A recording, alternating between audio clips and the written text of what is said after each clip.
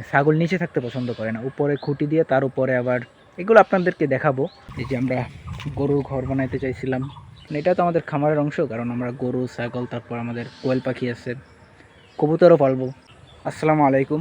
আমাদের আজকে কাজ করতে হবে, এই যে খেজুর গাছ দুইটা আছে, এই দুটা কাটতে হবে, আর এই দুইটা কাইটা আমরা ছাগলের জন্য ঘর বানানোর চেষ্টা করবো আর কি। আমাদের যে পাতাগুলো আছে তারপর এইগুলো পরিষ্কার করতে হবে, তারপর আর কি গাছ দুটো কাটতে হবে। দেখি আজকে আসলে কতটুকু সম্ভব হয় কাটা। আমাদের সাথে কুড়াল আছে, তারপর দা, তারপর শাপল, সব কিছুই আছে, মানে কাটতে যা কিছু লাগবে আর কি। তো দেখি কতটুকু কাটা যায়। এগুলো মোটামুটি একটা দিয়ে দুইটা কিংবা তিনটা খুঁটি বানানো যাবে। এই একটা থেকে তিনটা আর এইটা থেকে তিনটা, মোটামুটি ভালোই বানানো যাবে আর কি। তিনটা ছয়টা বা ছয়টা নয়তো নয়টা খুঁটি লাগবে, হয়তো ছয়টা দিয়ে পারা যাবে আর নয়তো নয়টা লাগবে। দেখি কতগুলো পারা যায়। আর যে এটা আমাদের, এই যে আমরা গরুর ঘর বানাইতে চাইছিলাম, যে একটা কাহিনী আছে, তো এতদিন ভিডিও দিতে পারি নাই, কারণ এটা জায়গাটা নিয়ে একটু সমস্যা আছে, অন্য কারা কারা যেন একটু জায়গা পাবে, এই জন্য আর কি আমরা কাজটা করতে পারি নাই।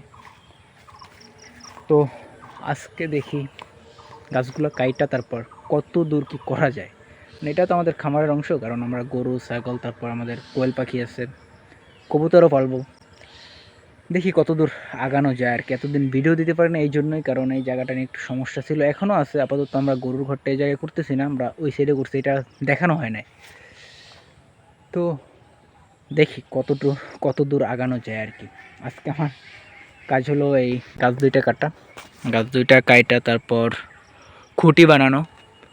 আমরা যার উপরে, ছাগল তো আবার ধরেন উপরে থাকতে পছন্দ করে, এটা অন্তত 2 হাত বা 3 হাত উপরে দিতে হবে, মানে ছাগল নিচে থাকতে পছন্দ করে না, উপরে খুঁটি দিয়ে তার উপরে আবার এগুলো আপনাদেরকে দেখাবো। ইনশাল্লাহ এরপর থেকে আমরা প্রতিনিয়ত ভিডিও দিব আর কি। তো এই কাজবাজ ছিল, মানে একটু ঝামেলা ঝামেলা ছিল, এই জন্য আর ভিডিও দিতে পারি না। শুরু করছিলাম কয়েকদিন আগে, তার ভিতরে অনেক দিন দিতে পারি না। তো এরপর থেকে দিব, আর কীভাবে আমরা ছাগলের ঘরটা করে আপনারা দেখতে পারবেন। আমরা চাইতে সুপারির যে ইয়াগুলো আছে না, সুপারি গাছ কাটলে যে ইয়াগুলো বের হয়, ওইগুলো দিয়ে আমরা মাচাটা দিতে চাই, যেটার উপরে আসলে ছাগল থাকবে, আর নিচ থেকে ওদের পুটছাপ তারপর লেদিগুলো যে আছে ওইগুলো নিচে পড়ে যাবে, মানে ওরা শান্তিতে থাকতে পারবে, এরকম একটা ইয়া।